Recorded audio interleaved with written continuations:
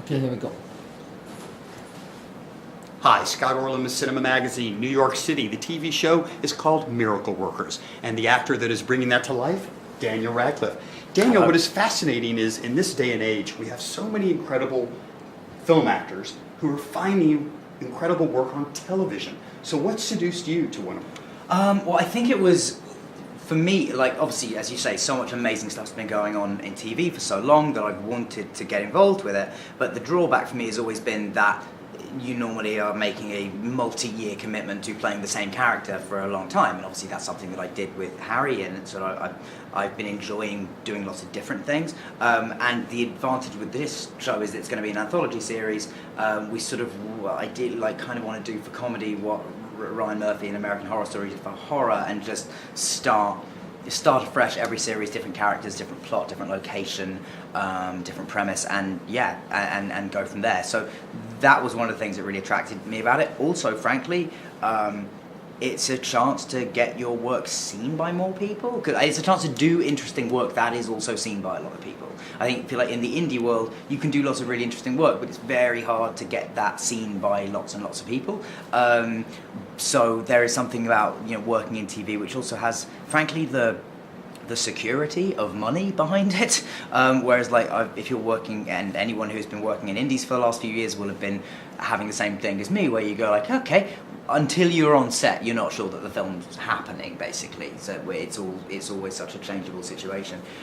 So there's something nice about doing a show where you a few months in advance, you're we're going to do that, and it's going to be there, and it really is going to happen, and it's not at the last minute I'm not going to get a call being don't fly to America.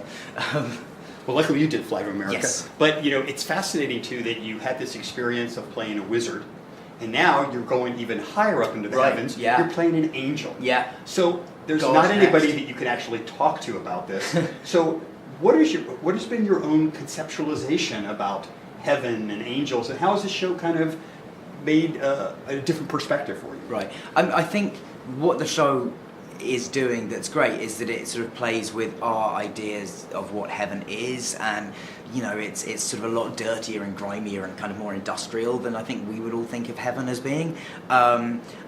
But in terms of, what was the first part of the question? Well, it's just your own conceptualization. Of an angel. Well, that's it. I think in this show it actually is more about playing it as grounded and low-key as possible. He is an angel, but you're kind of playing it as if he's just, he's got some incredibly mundane job that he sort of, none of them see themselves as what we're doing is amazing every day. It's just sort of the work they do. So I in terms of his work as an angel is all. I think that's where a lot of the comedy comes from. Is the difference between what we would imagine angels to be doing and how they actually go about their business. We don't think of angels as matchmakers, so that's kind of a different concept.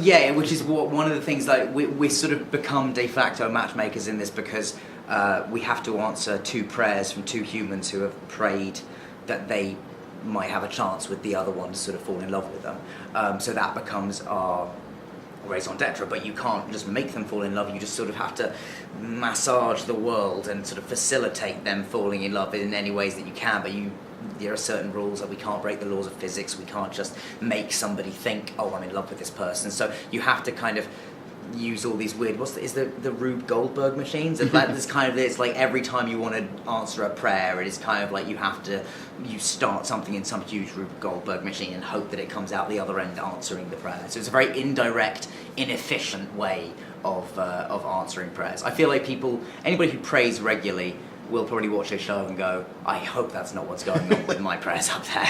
Last question for you.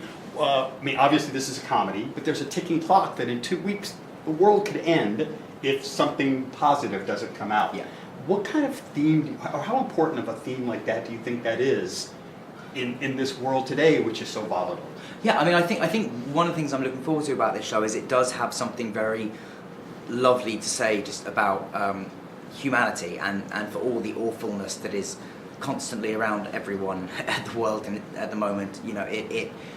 That there is something unique and joyous just about the fact that we are alive and that we are here, and there is something in that is inherently worth treasuring and saving. And one of the things I love about this show is that I do think it will make people really happy. Like I think there is some very dark comedy in it, but on the whole, it's a really joyful show. So I'm hoping that that's kind of I feel like that's what people need right now. Certainly what I need right now. So I feel like hopefully it'll have a nice resonance in people's lives. All I can say is you've already done your job, because right now I'm really happy that you did this interview. Right. Daniel Radcliffe, as always, such a pleasure. Thank you very And this much. is Scott Orlin. Till next time.